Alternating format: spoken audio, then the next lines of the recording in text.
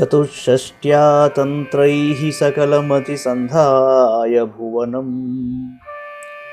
చతుషష్ట్యా తంత్రైః సకలమతిసంధాయ భువనం. స్థితస్తత్తత్సిద్ధిప్రసవపరతంత్రైః పశుపతిః.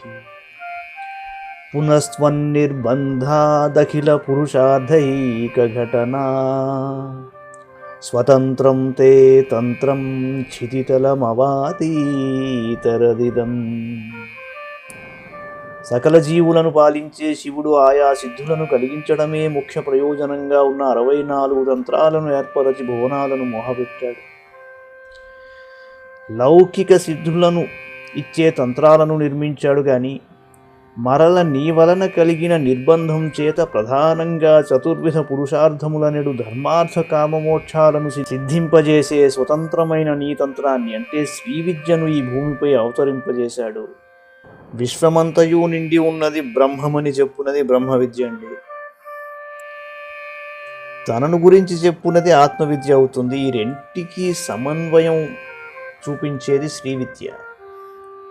అంచేత మహత్తర ప్రయోజనమును మహోపయోగకరమైన లక్ష్యమును గలదిగా శ్రీ విద్య చెప్పబడుతుంది.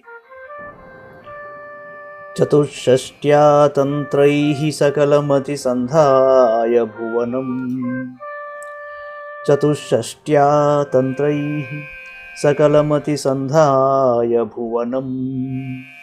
స్థితస్తత్తత్సిద్ధిప్రసవపరతంత్రైః పశుపతిః. పునస్త్వన్నిర్బంధాదఖిలపురుషార్థైకఘటనా. స్వతంత్రం తే తంత్రం క్షితితలమవాతీతరదిదం.